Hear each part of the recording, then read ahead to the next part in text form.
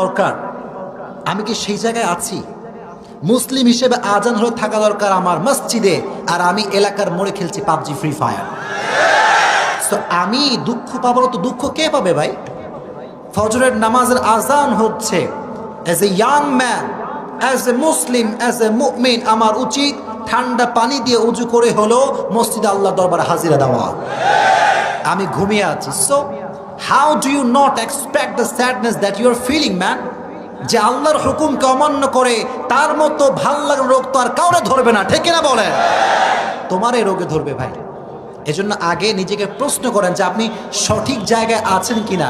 যদি না থাকেন, সঠিক জায়গায় আসবেন, আপনার হৃদয়কে প্রশান্ত করে দিবে কে? এক নাম্বার, নিজেকে প্রশ্ন করবেন। দুই নাম্বার, যদি ভাল লাগে না রোগে আপনার ধরে, কোনো টেনশন করবেন না। সুন্দর করে ওযু করে তাহাজ্জুদের যায় নামাজ দাঁড়াবেন, আল্লাহকে বলবেন, আল্লাহ তুমি না আমার স্রষ্টা, তুমি না আমার মালিক, তুমি না সব জানো, আল্লাহ তুমি আমার দুঃখ কষ্ট হালকা করে দাও, মনটাকে ভালো করে দাও। যদি বলতে পারেন মন থেকে, আল্লাহ বলছে তুই চাইতে দেরি, আমি আল্লাহ তোর মনকে ভালো করতে দেরি হবে না। এই জন্য মন খারাপ হলে তাহাজ্জুদের যায় নামাজ দাঁড়াবেন। রাজি আছেন ইনশাআল্লাহ? আচ্ছা, আর যদি খুব বেশি ভাল লাগে না, রোগে ধরে, কোনো কথা হবে না।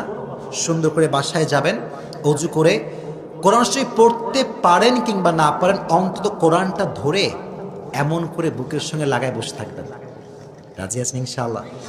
এই কোরআন যখন বুকে লাগায় ধরে রাখবেন, আল্লাহর কসম করে বলতে পারি এতটা প্রশান্তি আপনি পাবেন যে প্রশান্তি দুনিয়ার কোথাও খুঁজে পাওয়া সম্ভব নয়।